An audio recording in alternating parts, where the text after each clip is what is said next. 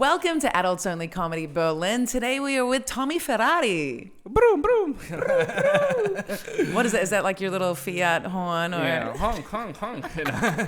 Broom, broom, broom. Yeah. Wouldn't that be great if the horn for a Ferrari was like, broom, broom. Or just like, you've got a joke about your surname being Ferrari, but do you have any opinions about Ferrari owners? Like, what kind of person is it? To be honest, I don't really care so much about. I don't even care about cars in general. I feel like it's just something that like. But the funniest thing is like I was talking with this guy the other day, and he told me like, "Oh man, I have a friend who's also Ferrari," and he tried to go to a Ferrari shop and pretend it was one of the Ferrari family And get a discount? get a discount. And How like, Italian can you be? yeah, right? How can you? And I tried. I didn't try it, but I want to try now. I feel. Like just to get a key ring. Yeah, you know? exactly.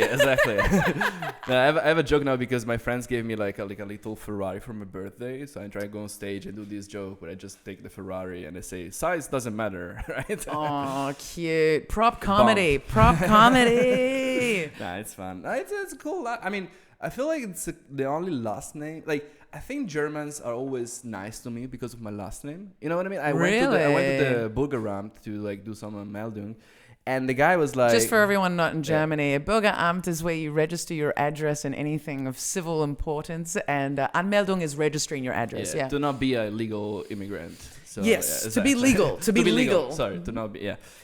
So the guy was like, "Oh, Ferrari." Oh, that's like, and he smiled. Eyes twinkling. Yeah, he was like so happy about it. I was like, whoa, that's insane. Like, and then I was like, no, but you know, I'm more like a Fiat. I said the same joke to him, and he was like, wow, how did you come out with it? I was like, you know what? I might be a comedian. I might be a comedian. Come to my next show. And then you give him a flyer. Yeah, exactly. Like that's. Yeah, like my registration, and you can take a flyer. You can keep that. You can, dude. That's so funny. Yeah. So it's almost like people assume. So there's no like I suppose there's obviously many like common names in. It's like not everyone knows this, but in Japan, Mitsubishi is a classic surname. Oh, really? Yeah. That's actually a fun fact. Fun fact. You can take that. I didn't know about it, but yeah. It's the same. Ferrari is like the second most common last name. No way. And you're the first Ferrari I've met. That's so interesting. It's very topical. I mean, I like it. I never thought about it until I moved here. Until I moved to Berlin, I didn't know that was such a big deal. You know what I mean? Like, yeah.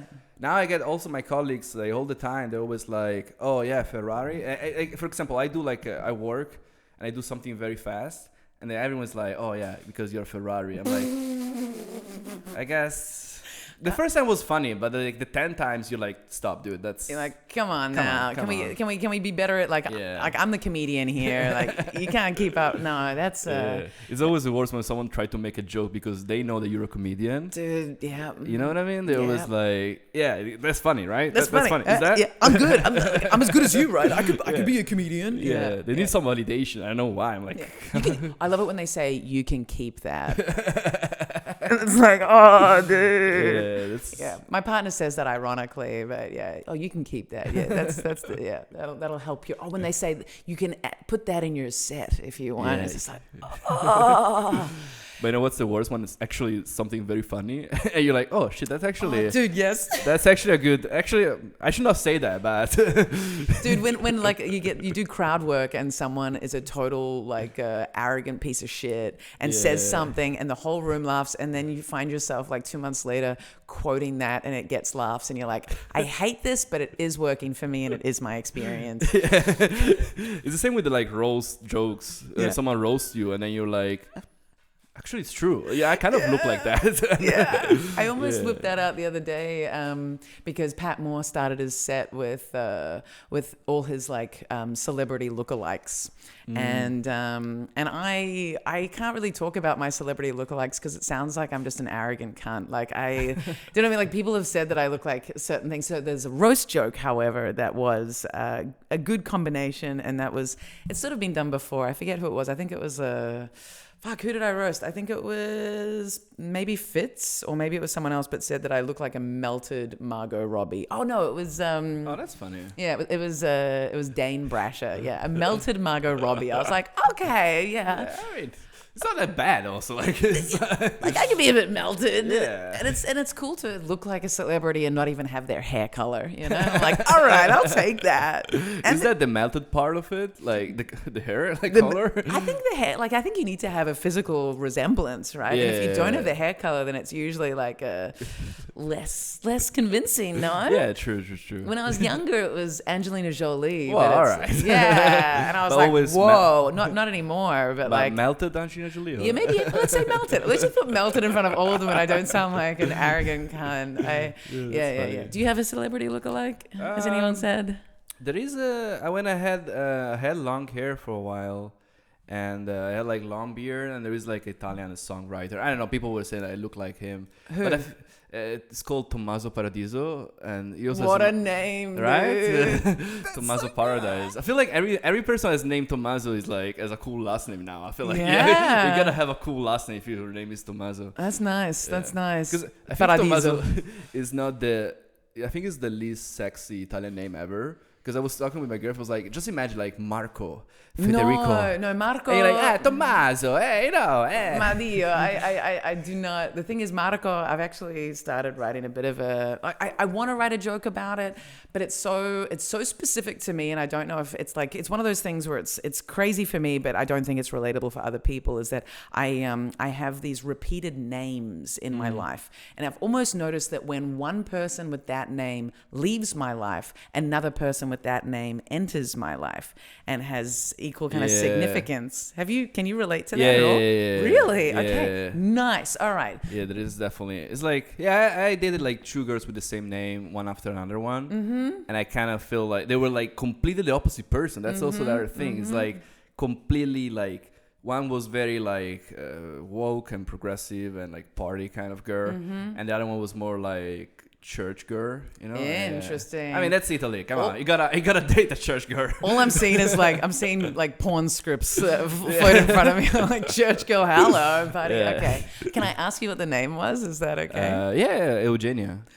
Eugenia. That's a very interesting name. I was talking shit about that name recently. I don't really like it. You know the issue when you date someone and they have a name that you don't like, but you still have to pretend that you like it. You know what I mean? You know? Interesting. I'm trying to think if I've...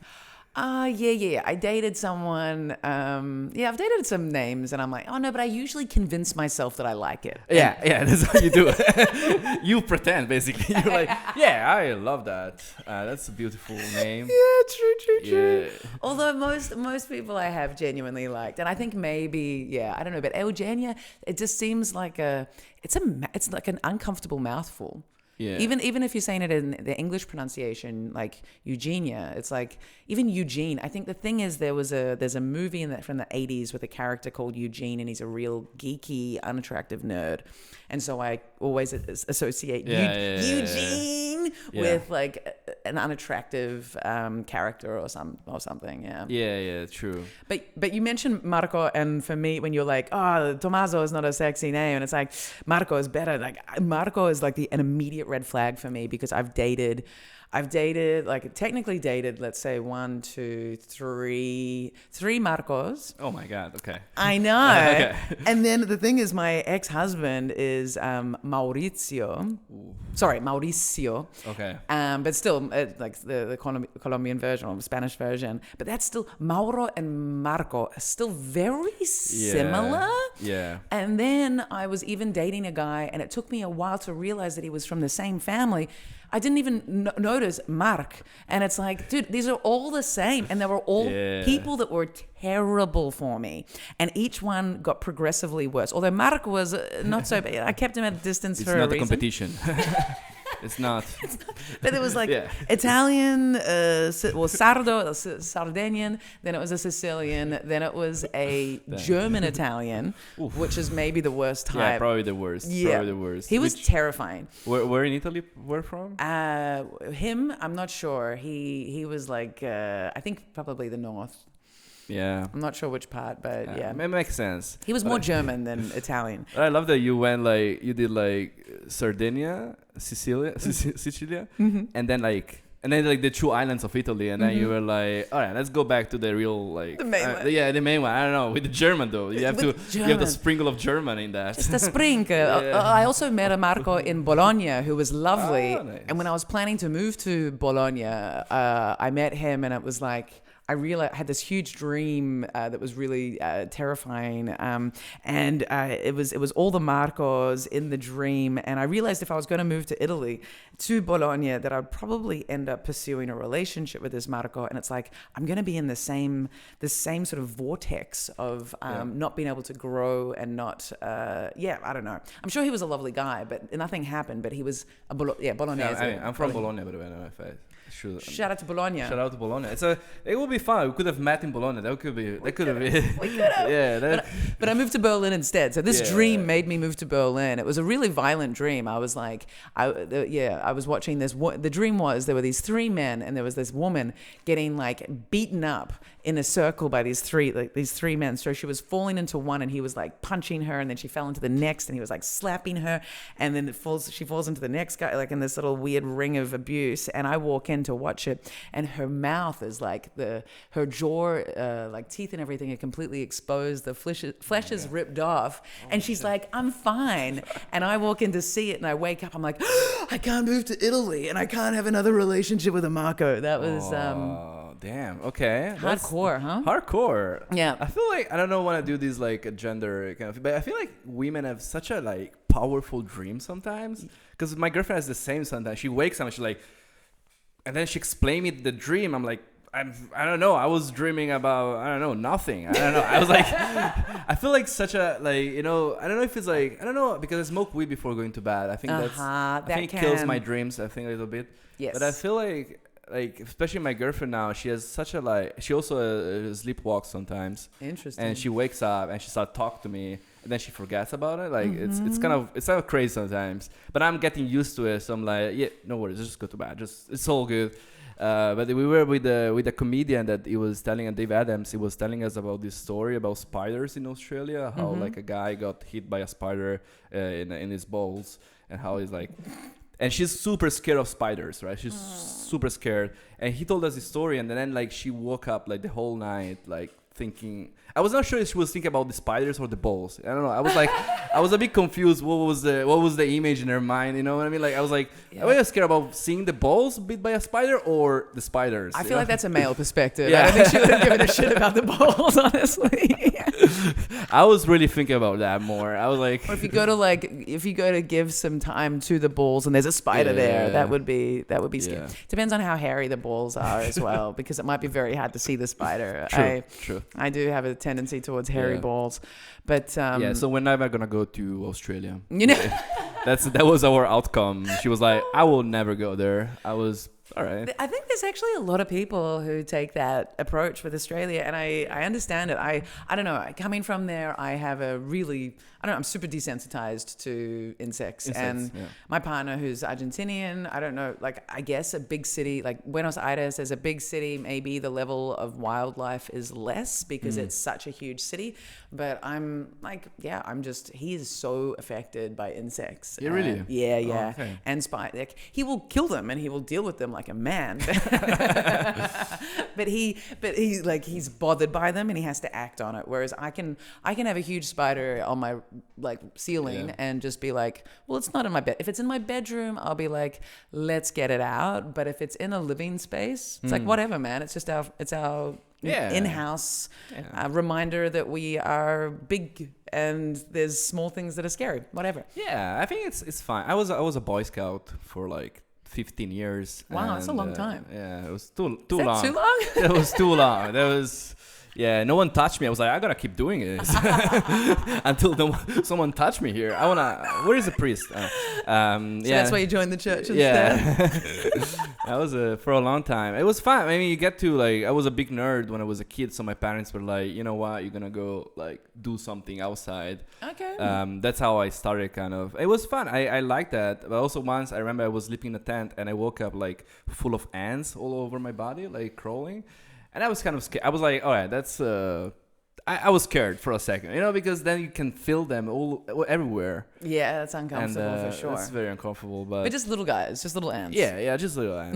Not like bull ants. No, we don't have those in Italy. No, we have the tiny cutie ants. Yeah, you guys don't know shit about fear. I grew up. I've told this to so many people, but I grew up a standard procedure. Okay, so I come from New Zealand, but then we moved to Australia, and New Zealand has no poisonous spiders or snakes. And then you move to New Zealand, you move from New Zealand to Australia, and it's like everything can kill you. And so my parents, my mum trained me to be terrified of spiders from a young age, because as a kid I would just go up and like pick their legs off the tree and like play around with them, and I had no fear. And so my mum really drilled that fear into me. But also one of the procedures that we'd have to do would be before we put on our shoes every morning, we'd have to shake them out because spiders like to be in shoes. Also, if you ever use a toilet, you have to like pull up the seat to check, because redbacks, which a bite can kill you, they like to sit under the toilet seat.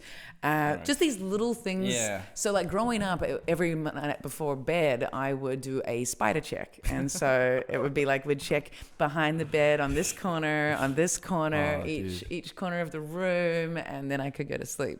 Okay, I think I'm down with Australia now. I feel like... Or you give me like all disclaimers before I go there, like I need like a whole like, I don't know. It's not that bad, but really it's not that bad. It's not that bad. And you're going to have Australians around you who can deal with them. But I guess I have dealt with some very big spiders in my life, and it's like you just get used to it. And I think like, being bothered by bees and flies, and like the number of flies that are in Australia is just crazy. Oh, really? That's what always shocks me when I go back, like just hanging out at a cafe. It's like you were constantly getting flies coming to your face. No, that's annoying. In Italy, we have those, the one that are very like, very loud insects. I don't know, I remember the name. Like, No.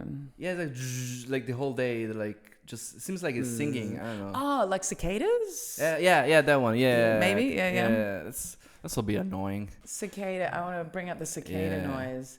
Yeah, cicale. That's cicale in Italy. See, it's so annoying. This is the sound.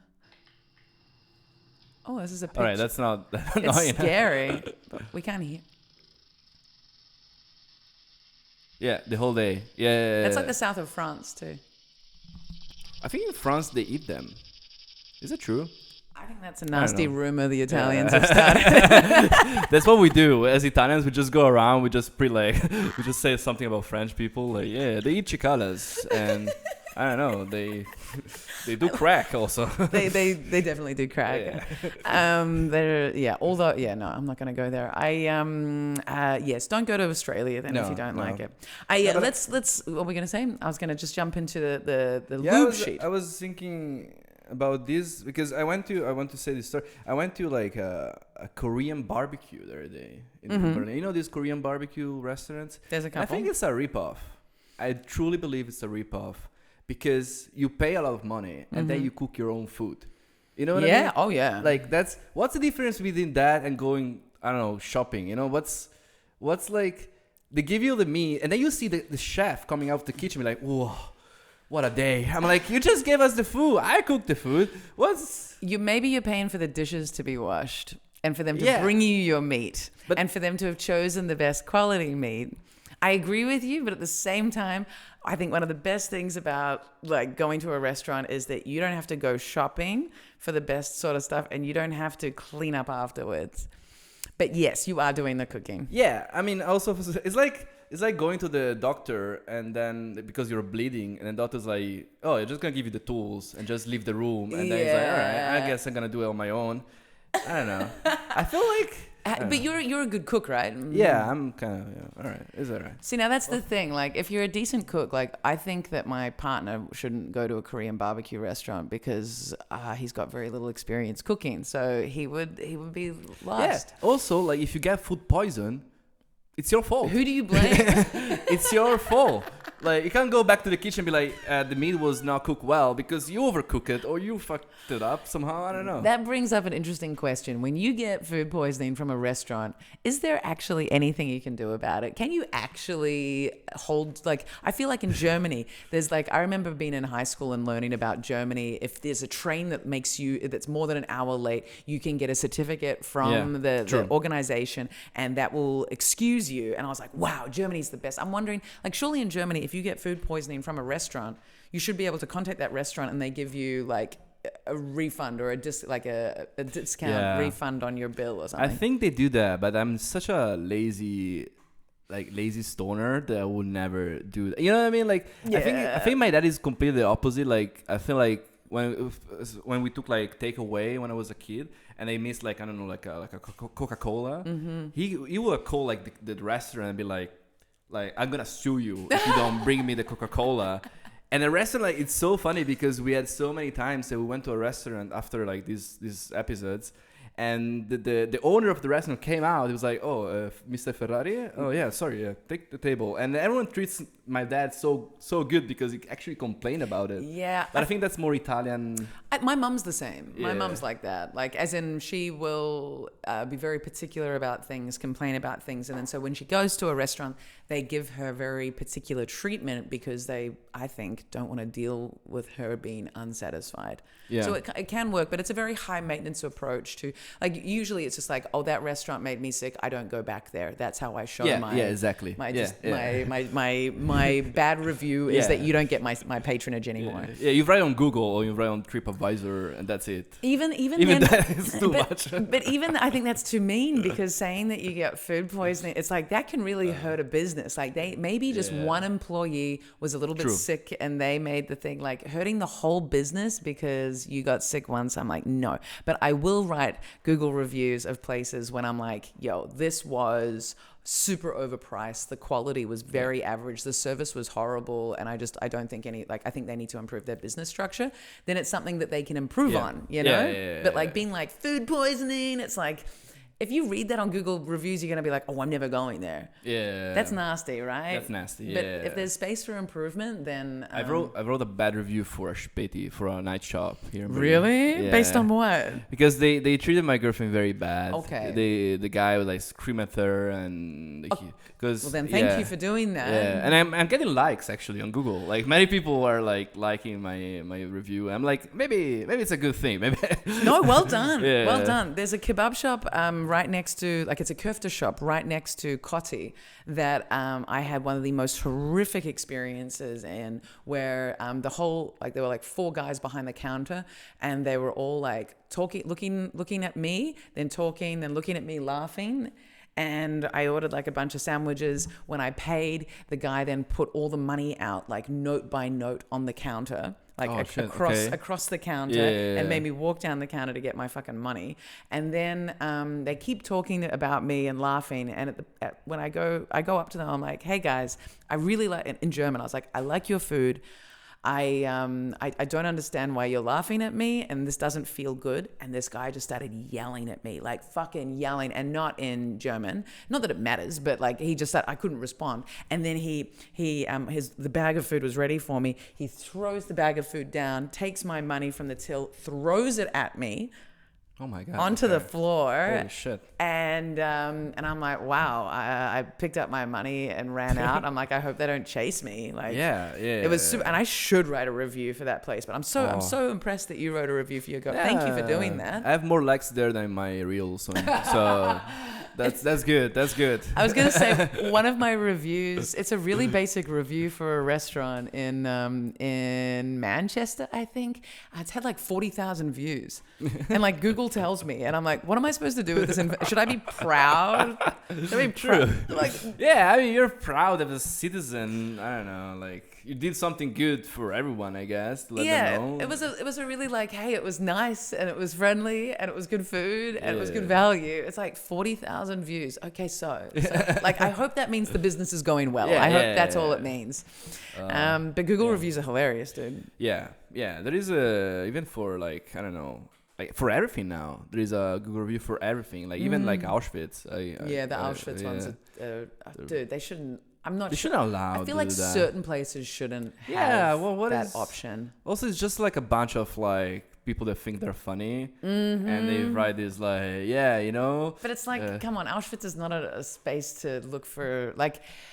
It's not. I wouldn't use that as an opportunity to, advance your comedic, Because the thing is like, occupancy. the thing I think about this is like, if you have 5 stars, it's bad. If you have 0 stars, it's bad too. You know, for Auschwitz, it's like, like you have 5 stars to Auschwitz. I'm not gonna give 5 stars. Yeah, I really liked Auschwitz. Yeah, right. And if you give 0 star, you also look like, I don't know, like anti-Semitic. Totally. Yeah, it's super tricky, but at the same time, it's like I feel like some places should not have Google reviews. Yeah. It should not. It should not. Yeah, No. I think so. Like you can maybe comment on the opening times, maybe if something has gone. I don't know. Maybe there should be some comment space, but not reviews. But I think, you know what should have reviews? Dating apps. Dating apps should have reviews. Or you mean the people on there should have reviews? Yeah, people on them. Yeah. People on them. Yeah. Way back, This is for especially for women, I will say, because I think men don't have this issue. But I feel like all my like female friends, they always had like these weird dates. I'm like, is that crazy? Like males also. I've heard stories from dudes as well having bloody weird dates. I had a few weird dates, but I always just run away. Not run away like literally, but bye, and then just run away. But like I just was like, yeah, you know what? After an hour, I was like, this is not gonna happen. Yeah. But I had one weird date that I went out with this girl on a dating app. It was like years ago, and we matched like around 7 p.m. And I was like, oh, you just wanna go out tonight, like in 2 hours? And she was like, yeah, sure. So then we went out like at 10 something, and then we met in a bar. We started drinking. And then we were talking, and then I was like, oh, you want to come to my place? And she was like, yeah, sure. Then we went back to my place, and during the conversation we had, she was like, yeah, I'm moving to a new flat, and I'm like in between, these new flats. So then we slept together, and then next day she woke up, and she was like, oh, I have to go home because, my new mattress is coming. Mm-hmm. And then I was like, oh, are we going to like see each other again? And she was like, yeah, sure. She never texted me again. And I think she just came to sleep at my place because she didn't have a mattress. I think that's my theory. She was like, you know what? I have one night where I don't have a mattress. So I'm just going to go with a random guy, sleep at this place, and then just go back and do a new mattress. Dude, that's hilarious. Yeah, I think it's... And I was like, I don't know. I was like, oh, she's a nice person. I would just want to see her again. Yeah. And then I feel like... It'd be even. Oh wow! In Berlin, people do this. I think like it's a very either it's a Berlin thing. It could be that, or it's that whole thing of like, I'm not trying to be mean, but it could also be like, why wouldn't she want to see me again? Did she only need a mattress? Like, was it just that, or? I mean, probably I'm completely misread the. No. I don't know, but no. It can, dude. The number of times I've been out with people, and it's like, this is the vibe, and then you're completely fooled. It's so hard. I feel like, I don't know, and I wonder how many times I've done that to people as well, where I'm like, oh yeah, let's catch up again, and then I just completely ghost them, and I just you don't want to hurt someone's feelings to their face. Like I feel like modern technology has made us such cowards. Because it's like we can reject people without seeing the reactions, and that's so much nicer. True. So much nicer, but so much also painful from the other side, right? Because sure, but at the same time, do you really want someone to reject you to your face? No. So that they see also your pain and the reaction. I don't know. Like there's a cowardice on both sides. Like it's quite nice to not have to be rejected in your face, like to be like, and physically like keep your shit together and be like, oh no, that's cool. Like, yeah, no, I was, we could. I hate it when people are like, can we just be friends?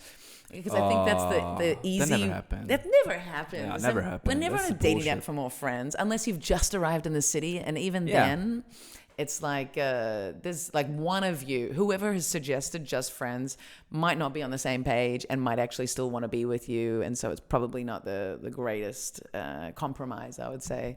But yeah, I got to the point with dating apps where it was dating app meets where it was like it would be like I have 1 hour.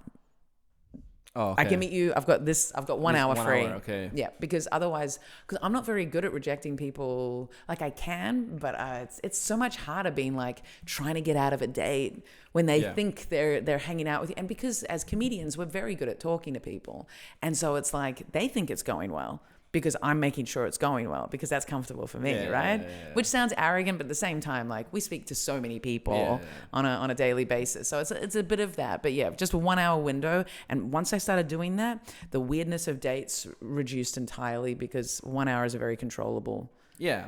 Yeah. The thing is like the other person doesn't know who you are, so you can like. If I'm the funniest guy for 1 hour, this person gonna be like, oh, this is the funny guy. But if I'm like serious but like deep, this person's gonna feel like, oh, this guy is serious and deep. But actually, I'm just like, maybe I'm bored, you know? Like, you know what I mean? I can easily pretend. I don't want to. But yeah, you have these kind of dates that you're like, I'm just gonna be nice. Just gonna have this nice chat. I'm gonna try to ask you a question. I'm gonna just try to like, be involved in such a conversation. And then I'm like, yeah, okay, I'm just gonna go. Yeah, but this isn't gonna happen again. Yeah. But I'm always more like, I mean, I don't know if I always like, I don't want to have sex just for fun. Also, when I was younger, so I was like, I was more like, even I could feel this person want to have sex with me, but I was like, nah. Whatever. Yeah. I was just thinking about one of my last dates ish, like it was a few years ago, but this guy who was just like, he was Italian, Fabio. Yeah, Fabio is it's very similar to Marco, kind of. I feel like it's very. Yeah, he wasn't dissimilar to a Marco. He was just like so much like, let's fuck tonight. Like he was just way too insistent about it. And because he was so into it, I was like, I'm not into this. And I think maybe if I'd just been up for any kind of like, let's just fuck whatever, it's like, I don't, if that's your approach, then if you're pushing for it, I'm like, I don't want to, I'm immediately turned off. You know what I mean? Yeah. Don't ask. And then he started begging. And I'm like, oh my God, how much have you got to learn? Like that is the least, like how to make a woman dry. It's maybe begging. Some women would like it, but like if you've said no, like it's not like this fun like dom sub dynamic that I'm trying to create. It's like hey, let's just hang out. But if all you're doing is asking to fuck me, where's the conversation? How are you winning me over here? You know, the funniest thing, we had a podcast with Kat one day, and she had also an Italian boyfriend, and he also begged her to have sex. And I think and now I start to feel it's an Italian thing. Like, I feel, when you get two people with the same story, you're like, okay, that's weird. That's a weird coincidence. Wonder if it's the same guy. Yeah. Might be at this point. I don't know. Maybe this guy just dates comedians. You never know. Maybe. Did he live in Glasgow? I don't know this detail, but it's so funny. Like, she just literally told us basically the same story. And I was like, wow. But boyfriend? Like they're together? No, it was like on a date. Oh, okay. It was on a date, something like that. And also like, she wanted to leave, and he was like begging her to stay, something like that. So uncomfortable, man. And it's so crazy. It's cringe as fuck. It's like, how is that a strategy? Yeah, that's I don't know. Like you could be like, you could do it smart and be like, I would really like to, you could do it smart and propose this thing of like, I would really like to have sex with you. So what can I do for you that would make you want to have sex with me? You could do it like, that's less begging. That's like what would it take? I would really like this. Yeah. I will kiss your feet. I'll wash you in a bath. I'll do whatever. like tell me what you would like and give them space to answer. I feel like these boys that are begging, they're not even listening. Yeah, definitely. I mean, they're not. Yeah, they're just like, I don't know. That's their last card, probably. That's their last option. But that's sad. That's pretty sad. That's pretty sad. That's pretty sad.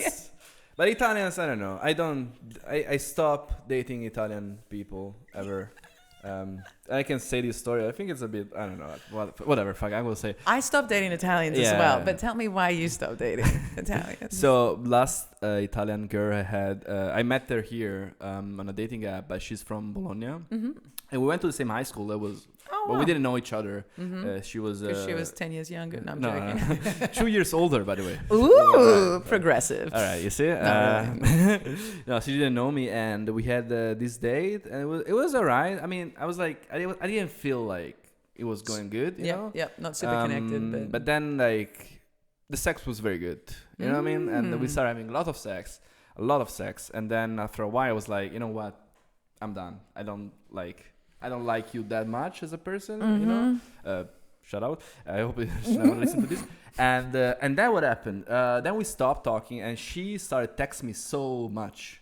No. Like it's insane, and I didn't answer for like weeks, months. Right? Eek. And what was the content of the texts? Oh, I listened to this song and it make me, I don't know, I think about you now. Was she sharing like Spotify links? Oh my God, I hate that so much. Yeah, and then a lot of audio, like voice. Dude, something. Audio messages are a bit of a red flag for me. Just for you, I will show you very quickly. Show me the extent of the... How many messages? Oh, scrolly. Okay, you were responding there, but there's a lot more of her. Holy moly. Yeah, there was a lot. I mean, it was alright, but the thing is that... But it's imbalanced. Okay, yeah, wait. The part... Okay, then I stopped talking with her, right? And then, like, my brother, that he lives in Bologna, he texted me one day and he was like, oh, I'm going to this party and I'm in this group chat on WhatsApp and there is this girl that I thought she lives in Berlin and I think you... talk about this girl, right? I was like, yeah. And he was like, oh yeah, I'm gonna give her a ride to this party, whatever. Okay. If you'd stopped the sentence there, I was like, okay, that's an interesting way of saying you're gonna fuck her. Yeah, exactly. Ferrari. So then they went to this party. They started talking apparently, and then they kind of became friends. And then 5 months later, right? I came back for Christmas, and I'm talking with my brother, and This is your brother, okay. Yeah, I was just about to leave to go back to Berlin, and my brother looked at me and he told me, you know what? I had sex with her. And I was like, all right, that's weird. Like, that's kind of weird. You know what I mean? I didn't know how to react to that. And then I just laughed and I went to the airport. And I was like, on the flight, I was like, I guess I'm okay with this story. I don't know what to feel about it because I never been in a situation where this girl, like, fuck also my brother after me also. Like, what's, like... I wonder what her notes are. Yeah, right? Everyone is thinking about that. Everyone I told this story, like, who's the best? I have been with a few sets of brothers. Really? That's why you're not shocked about this story. Yeah. How was it? Wait, let me ask you. Did you have sex with the younger first and then the older, or was older? It was you. The first time it was older and then younger, and then the second time it was younger and then older. Oh, that's fun. Older, the younger, and the younger, and older. Yeah. Yeah, and I don't think I spent that much time thinking about it. Honestly, it was more like if you like a gene pool, why not enjoy it? Yeah, I felt like in this case it was kind of like a revenge. This sounds like that, right? Yeah. Because I stopped talking to her and I kind of like ghosted her, and then but yeah, I mean, it's not the first vagina I share with my brother. Okay. No, because my mom. Don't talk about sharing your mom's vagina with your brother. That's horrible. That's so bad, man. It's very bad. I should not say that. To be like, I've shared a vagina with my brother. It's like, okay, yes, I get it, but it does sound like I've been penetrating it as opposed to exiting it. It's so nasty. Yeah, it's so bad. This is the only joke I found about this story. Oh man, my a little bit of a joke or just a funny fact about the first set of brothers that I didn't fuck both of them, honestly. I think it was just more like fingering and the hand jobs. It was in high school. Okay. Yeah. And so, but what was interesting was both they were the sons of the local gynecologist. So I think maybe that's why I was attracted to them. It's like a Trooper 1. It was like a discount. Or I could have gotten all three. You know what I mean? All three could have been inside me. That would have been great. That's very funny. And then the second set of brothers. The second set of it sounds fun. It's terrible. It's terrible. But there is a thing where and I do wonder how much, like, it could have been revenge, but it could also be that, like, there's a similarity in brothers, and I quite like dating men who don't have brothers because it means there's because you're safe. They're safe. You know what I mean? Like, they're safe. I'm like, God, I just hope their dad isn't hot. No, but usually brothers are there's a little bit of a conflict because they will have a similarity. Yeah. And that similarity, you know, if you're attracted to one, you're probably going to be attracted to things of the other. And that can be quite Yeah, it can fuck with your head. Yeah. I mean, me and my brother were very similar, so Well, there we he's go. just like taller than me. That's Oh, damn. yeah, I know. All right. The thing is, like, he's also older, so I always thought, like, you know, when I was a kid, I was like, oh, one day I'm gonna reach his height, you know. I was like, never happened. Never. And I think it's never gonna happen, probably. Probably not. I think it's past growing it's past time, growing up, Tommy. yeah. That's Actually, I think I'm shrinking. shrinking a little bit. Yeah, that might be happening. I wonder if I'm shrinking too. No, I'm not shrinking yet. My mum's shrinking, so I'm getting taller for her, which is kind of cool. But yeah. It's a weird, you're like, our parents are like shrinking so quick, especially if you don't see them like every day, you know. It's just like so weird how they become small. And how much older they like. Yeah. My mum still looks good, like but they do. I don't know. I've seen them a bit regularly, but when there was like a patch from like, I don't know, there was a pandemic period where it was hard to see them or something, and it's like 2 years and boom, that you're like, whoa. Scary. It's scary how they age. Yeah. But I guess we're aging too. Like, I don't know, depending on the lighting of whatever photography, it's like, oh, I'm definitely getting old. How old are you? 28. 28. Okay. Yeah. I am 11 years older. So. Yeah, that's You don't look like though. No, stop it. You look a bit older though. I look a bit older. There we go. It depends on the day, really. As I dust my cocaine covered table. No, I don't do coke that much. It's so funny. To connect to the next topic, I was with these random people, my girlfriend's friends, at 4 a.m. in the morning, and they were like all doing cocaine. They were like smashing cocaine, and I was like, I don't want to do cocaine tonight. So I was just like chilling and smoking weed.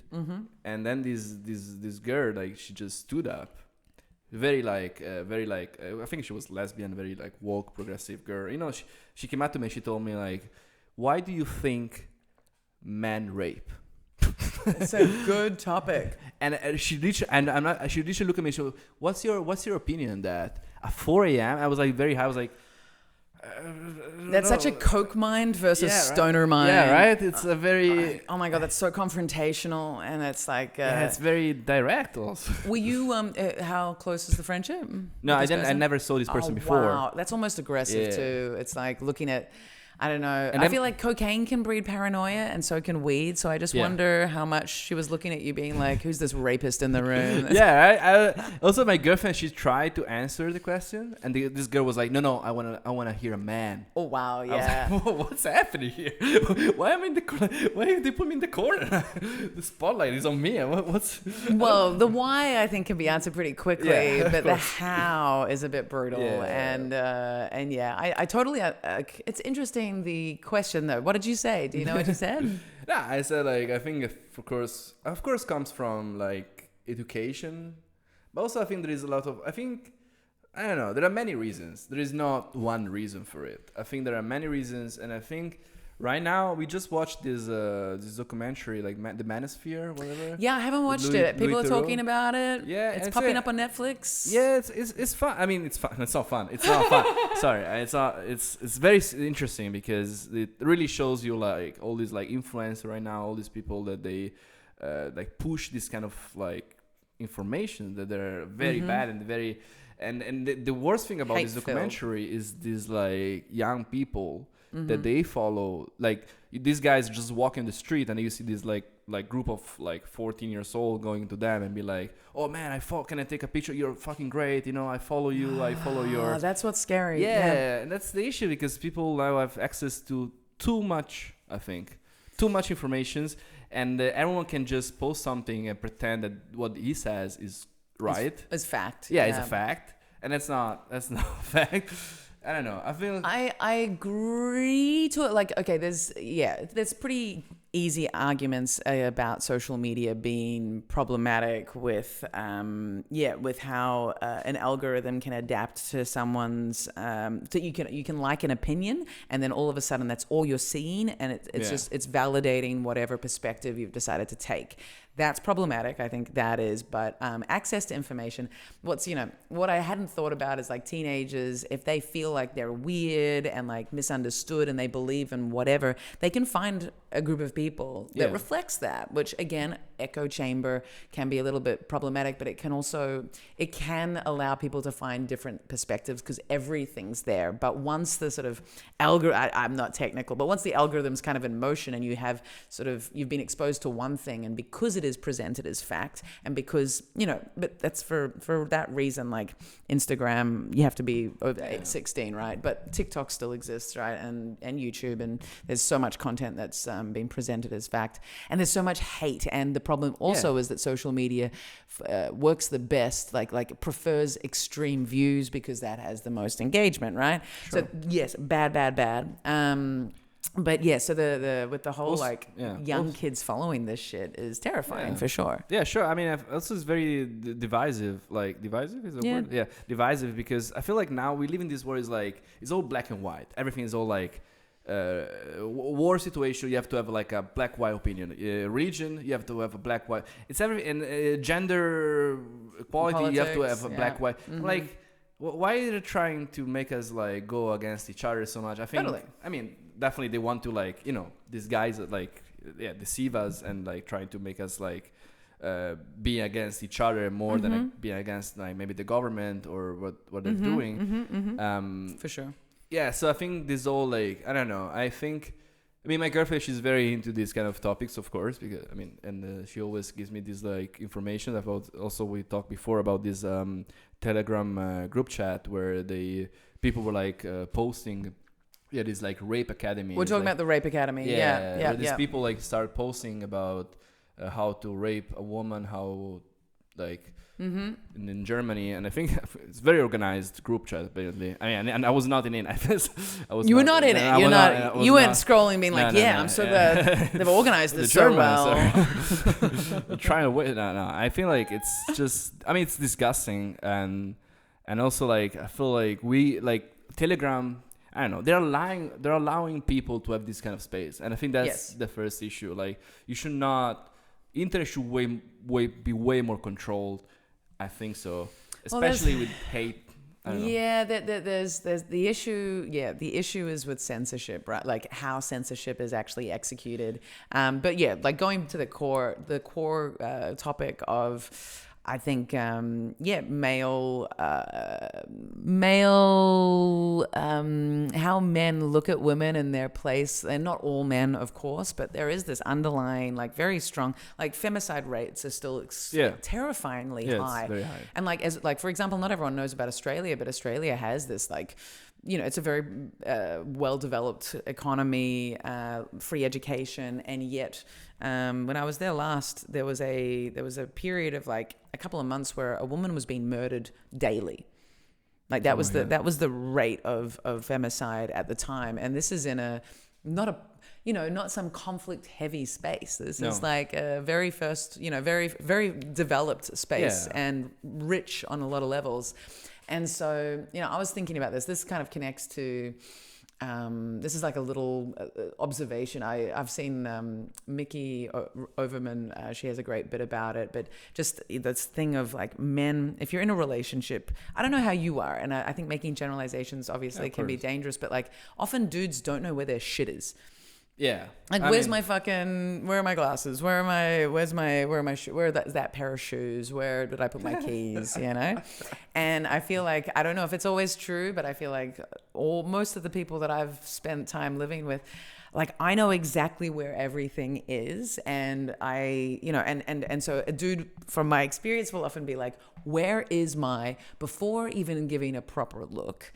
And then on top of that, just not registering. And I feel like this like internal, documenting, sort of noting where everything is, as well as, this noting of where everything is this kind of hypervigilance that women have to have in order to not necessarily be useful to people, but more for safety. Like we have to know where shit is because we are at risk, for whatever reason, And it's just this ingrained thing. And I think men kind of, have this relaxed existence. They don't expect to look for things because they're just given things. And on top of that, like, you guys are pretty safe. Like, yes, of course, men against men violence is number one, and so is that murder. But at the same time, you know, typically speaking, walking down the street, you're not like, I could get raped and murdered today. You know what I mean? Yeah, true. Yeah, I mean, my girlfriend always makes fun of me because I say I was like, where's my? And oh my God, see? He always makes fun of me because how I say this. Super Italian. Every time. What is my? But it's true. I feel like, especially I moved to Wedding, that is like one of, people say this is a very like dangerous neighborhood in Berlin, but I don't think it is so much. There are parts. The most murders there. Yeah, That's it. Where I am now in Neukölln is like constantly like super mafia activity happening downstairs from my apartment. Yeah. Yeah, but people go to sleep in Wedding, so that's. Go to sleep? No, all these criminals. Like they leave Wedding feet first. Exactly. That's the expression. No, but I think I mean, especially when I moved with my girlfriend, like I realized how she's very scared of, like, in general, because she comes from the countryside, so she never had to like she walked like in her town. She just can walk in the night and no one is gonna do anything. She knows everyone. Yeah, you know what I mean. They all know who the town murderer is anyway. Yeah, exactly. Yeah, he's already in jail. You know what I mean? Like, they visit him. Yeah, you know. And so it's like, it's different, of course, when you move to a big city as Berlin, because of course you have to like think that there is, everything can be dangerous, and as a man, of course, I never had these when I was a kid, when I was like 14, 13, you know, like you have to like, you're going out with your friends, and of course if you have some female friends, you have to give it, like, walk with them to their place, and then you just walk back. But I come also from a very dangerous neighborhood in Bologna, and it was always so scary to do the walk back to my place, you know. And there's I think there's so real about it. It's like, yeah, you bring your friends home, and then you're like, bye bye, and then you start running. I literally did that when I was like 14. I was like so scared. But now I don't do that anymore.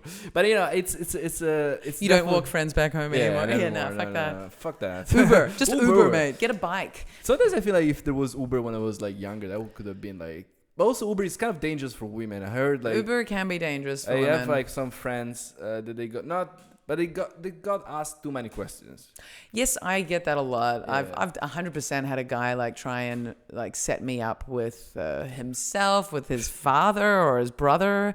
And that's just in Berlin. And then I also have like Uber drivers like try and give me financial advice, which is hilarious. It's like, dude, I'm not driving the Uber. But yes, but also like I tend to, what I do now is I will be like, hi, and then I will put in earphones and be on my phone, just so that I reduce that.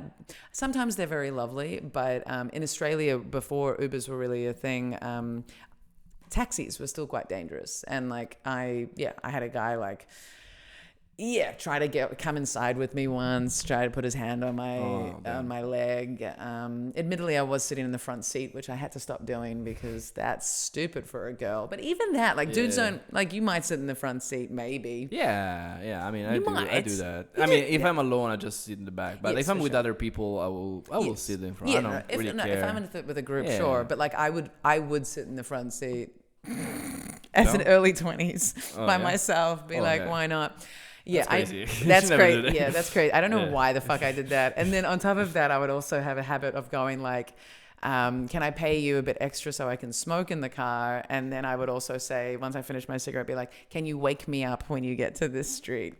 And I used to do that in my early 20s, and obviously... Wow. Yeah, that's insane. That's insane, right? Like, if you say that to someone now, it would be like, whoa, what? How are you still alive? I know. How did I never get raped? I don't know. Or murdered, or thank God. But yeah, I did some pretty crazy, stupid things. Of course, it's disgusting that you have to be, like, you have to think about that. Yeah. And I think, like, I think there should be... now I think these all, like, apps are getting more used, like, for women.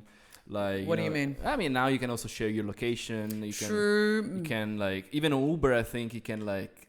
You can share your ride with a friend. Absolutely. Right? And I think isn't that's that yeah, like it's good, it's great, but isn't it super fucked up that we need those measures? True. And that those measures are 100% for discriminated like minorities, or not even minorities, half the population. Like those features exist because women need them, or discriminated minorities need them. Yeah, know? I mean, in a utopic world will be nice that you don't have those, but I think right now, but obviously we need them, and it's good that we have them. We have those, but it's a difficult topic because you never know. Like, I grew up in a bubble of people, you know. Mm-hmm. Like, I mean, it's always like no one ever like had this kind of experience. I mean, maybe girls they have those, but they don't tell you so much. That's the issue that I got to shame. Yeah, I got to find out later in life. Mm-hmm. It's the same with miscarriages. Like no one, like I didn't know until like a certain age that most of my friends actually had miscarriages or abortions, and they never told me about it because I don't know, they just.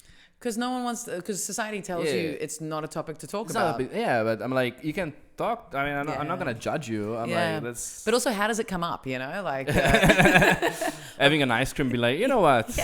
Eating like red spaghetti and being like, by the way, I had a miscarriage. You know, it's like, whoa, it's not an easy thing. Tomato sauce. Yeah, like there's tomato sauce everywhere, but it's not an easy topic. That's what happened, basically. Exactly, exactly. Just came out. You know, just fell out. Yeah, but I had a friend who had abortion, and she was alone because she was like a one-night stand, and I helped her out. I spent the whole day with her when she took the pills. You know, the whole. It was tough. Not tough. It was really hard for Tommy. It was really hard for me. Men have it so hard. Yeah, it was tough for her because she got very like crazy. Like in a way, she was like such a roller coaster of emotions that you don't even know what to do in the moment. You're like, she gets like very sweaty, and then she was like very like upset, angry, and then she was like telling me like to fuck off, go home. I was like, no, I'm just gonna stay here. Good work. Help you out. But it was also, you have to pay for it. That's the other thing. Like it's like 500 euros for it. I didn't realize it was 500 euro. That's insane. It's very high. So it's not covered by health insurance. Yeah, this stuff are fucked up. Like, especially because as a man, I didn't know about it until I met someone that had that. But girls, they know about this sometimes. Most of the times, they already know about this, and that's crazy. They have to go through all these kind of like. Yeah, kind of things that we don't have to care about at all, and just like and that's why it still shocks me looking back, just how resistant so many men are to using condoms. And I like, number one, you know, sexual health. It's like, I don't know where you've been. You don't know where you've been. You don't know where I've been. Let's not spread whatever we might have together, okay? And then on top of that, but more, even more so, fucking pregnancy, dude. It's like, how dare you not think that that's an important measure to take? Like, do not suggest that pull-out's enough. Do not ask me where I'm at on my cycle. Like, just take responsibility. You know, it's it's shocking how bad it is. And then But I had the other way around. I was having sex with a girl once here in Berlin, and she took out the condom. Dude, I've heard of women doing this, and I just think that's the most insane. Like I know of women doing this, and I get it. It's the other side of it, but it's like. Yeah, it was a bit crazy. It's just bad behavior, right? I broke up with her after. Yeah, good. Yeah, it was kind of weird. I was like, no, like that's not gonna happen. You know, that's I don't know. I got used to like I'm always been used to a condom in general. Yeah. So I've never had like issues with it. So like.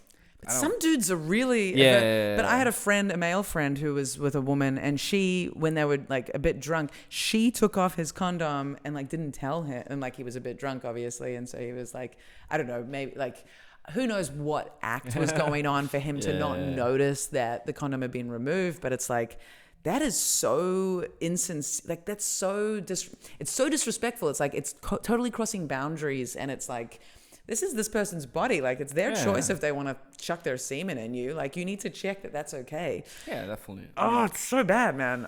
That's the worst behavior. I'm trying to think of something funny about it, but it just makes me super angry. It's like very upsetting. People not respecting boundaries is just, it's like, obviously, and it's great that you immediately broke up. That's awesome. But like, my friend was like, what should I do? I'm like, dude, there's a problem here. Like, there's just like, I don't get it. These all like things like people, I don't know, like just be respectful. You know what I mean? Like, we're all human beings at the end of the day. Just fucking like, how ask something. entitled are you to think you can make a choice about someone else's body? And I suppose that loops back around to rape, but it's just like, this entitlement and aggression and did you see the post about that German crime unit, head of crime unit, saying it's actually that women should avoid relationships with men if they want to avoid femicide and assault. Insane. Isn't that crazy? It's insane. And that's Germany, right? That's not like a place where you're like, oh, like there are countries where domestic violence is just like one in every second household a woman has, you know what I mean? Like Italy. I was going to say Turkey. Just when I lived in Turkey, like the rates of domestic violence just reporting was so high. Yeah, and then everything that isn't reported. In Italy, is it super high? Really? I think it's like it's not high, but I think because it's not reported as much, and because I think police don't really respond. Yeah. My Italian boyfriend was the most like my ex-husband who was Colombian was violent, but the Italian partner, he like there was some like he like pushed me like really hard into some bushes once. Like it was embarrassing more than anything. I was like, how I know about that? Yeah, sure. That was my brother actually. Yeah, Marco. Fucking but it's, he was taller. All right. But and I'm not even that sure about it. No, you're not. No, you're not. I'm just you mentioned it, but I don't know. Fucking domestic violence is just crazy to me. Just crazy. I mean, we need better education. Yeah, we need that. We need men. They're just like, guys, fucking play video games and don't go rape. I don't know what to say. Yeah, I don't know. Or just like work on yourself. Yeah, probably that's better. Just work on yourself and then talk to women like they are your like they are your friend. Yeah. And see them as just another like, I don't know how people see people as like different genders. It's like you treat everyone the same, man. Like, what the fuck is that? Like, that's the issue. I think like with many men, most of the men that they look like a woman, like, oh yeah, I could have sex with her. You know, that's the first thought that everyone has regarding a woman. I'm like, just maybe she's an interesting person. I don't know. Maybe she can just talk to her. Yeah. Or maybe, exactly. Yeah, just like have fun. I don't know. Like, why does it need to be about sex? Sex related. Yeah. Like when I go clubbing with my partner, the number of times dudes will come up and just be like it's just like, where are you from? And is that your boyfriend? And it's like, does it like how, if you want to talk to me, let's have a chat. But my relationship situation has got nothing to do with you at this point. Also, where are you from in a club is such a stupid question. I'm like, right. What's gonna change here? What are we gonna talk about? Like, then I tell you I'm from Italy. Yeah. Now I've been to Rome. I'm like, wow, really? Amazing, man. Oh, New Zealand's far away. No shit. Like, it's so boring. Yeah. So that doesn't happen at the good clubs. Okay, that's just at the shitty. Sisyphus don't happen there. I think a Sisyphus. Everyone's like, I don't know. It's a real mix, isn't it? Yeah, I was at Sisyphus last Sunday. That was pretty fun. I haven't been for pretty fun since New Year's. Actually, I was there like the week of New Year's. Oh no, that was the year before, or was that this year? I think it was this year. Yeah. Yeah, Sisyphus is just. I took mushrooms. I love mushrooms. I'm such a shroomy guy. I love shrooms too. I haven't taken them for a little. I go through little periods of in and out because they're a bit of an emotional commitment. Shrooms. True. Like you need it's the one drug. It's the one drug that won't fix your emotional state. It will amplify it. True. Yeah, I'm going through this now because I had like a little time of my life. I was kind of not sad, but I was like kind of, I don't even know if I was bored out, but I was just like depressed a little bit, I think. And out of like creativity, and I was like feeling like, I don't know, many feelings. And I was like, I'm gonna take mushrooms, so I'm gonna feel better. that doesn't work apparently. Actually, it trips you out way more than before. Yeah. And then you just like in You this spiral. bubble. You spiral. Yeah. Yeah. You spiral into the mycelium underneath. You go deeper into your concerns. It doesn't lift you out. That's the one thing with ketamine that I do like. In small, not in bloody English usage doses. Oh my god. No, but in small doses. It's the only antidepressant that doesn't increase or just give suicidal thoughts. Like it's the only one that will not do that. So a little bit of that's good, but shroomies are fantastic. Yeah, they're very good. Also, like I mean, that Sisyphus was like it's so fun, like just to be in this club because it's just like it's like fusion. It's like festival. Yeah, so it's like a playground for adults. Yeah, exactly. Yeah. I do really like. So nice. I do like Sissy. It's much better in the daytime. The last time I was there was nighttime in fucking December or January, and that's kind of it's a bit brutal. It's not super nice. But I was thinking about this about clubs, like because I feel like in Berlin you need like a dress code for clubs, right? Yeah. But you don't need a dress code for work. So that like it's so like I think it's such the opposite like from my parents' generation is like the opposite, right? Because my parents were like, yeah, I'm gonna go to the office. I have to like I don't know, have a suit, whatever. Dress up, man. Right? Like even if you're a woman, like not even if you're a woman, but women would going to work. It's like sure. Like you're wearing high heels and stockings and a skirt and a jacket and a shirt, like serious stuff. But here, like, it's the opposite. Like, you can go to work in pajama and no one's gonna tell you anything. No one gives a shit. Yeah, right? But then you have to, like have a dress code for clubbing. Mm-hmm. And I still believe that's such a bullshit thing. I like the thing that they select people in a club because I think that makes sense. Mm-hmm. But I think the dress code, I'm not sure. I mean... It depends on the club, right? So when it's a sex club and there's you need leather, lace or PVC or whatever or latex, then yes. But I think I don't know. I actually don't believe that Berlin has a dress code for clubs except for the sex clubs. I don't think there's a dress code. Like I've been in Bergheim, like it's not a brag, but I've been in Bergheim wearing like white denim shorts and a white top. Oh, okay. And sneakers. I've been into a lot of clubs where, like the last time I was there, I was wearing like light blue jeans and like a pink top.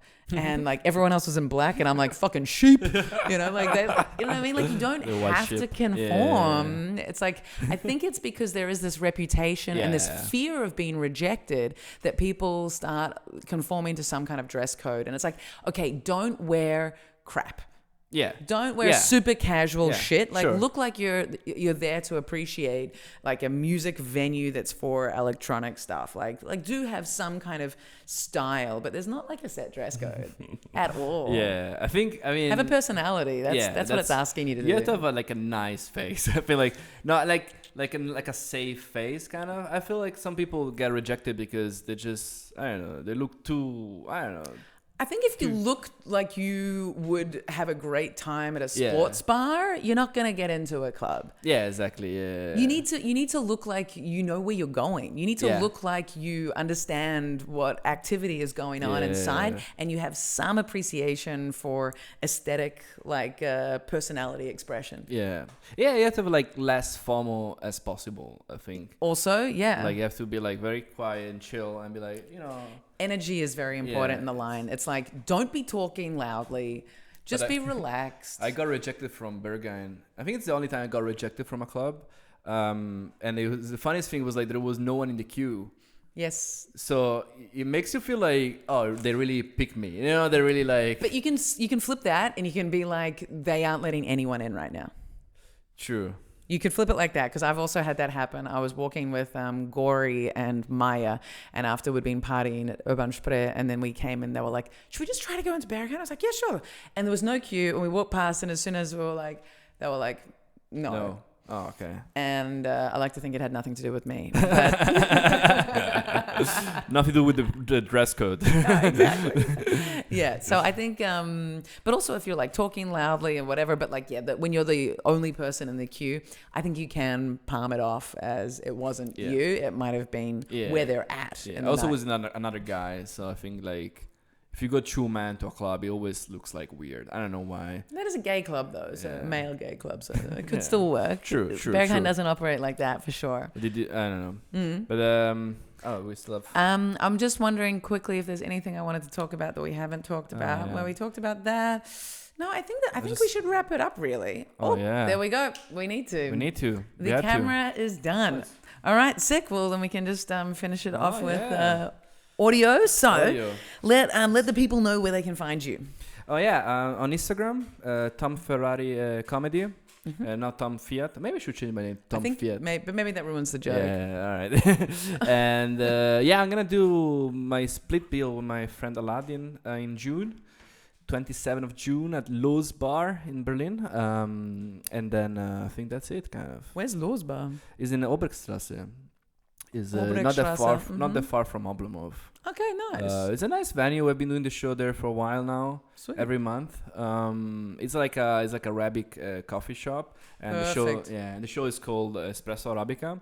Nice. And it's very cool. I think it's the catch. Like, I think people come from the name. The name's great, dude. Yeah, it's right. A really I think good it just name. sounds cool. I was like, we should change to hummus pasta, but I think. You're making me hungry, dude. That's I think. Espresso Arabica is better, but Aladdin is Syrian. Yeah. So hummus. Yeah.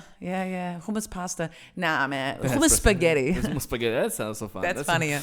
Yeah. Maybe. Yeah. That's what I do next months. So check out Tom Ferrari Thank you so much. comedy, and yes, as always, AF Barros at on the Instagram, and I guess I can plug my exciting solo on the 12th of June at Grüne Salon at Volksbühne. I'm pretty excited about that. Oh, that's a big venue. Well, it's the side venue within the big venue. Yeah, but it's still a good venue, right? It's an amazing venue. So doing a split bill with we're both doing our hour shows. So I'm doing the Devil and Miss Barros, and then Moritz Sauer will be doing their new solo called Pregnancy Kink, and the double bill together is called Come or Die.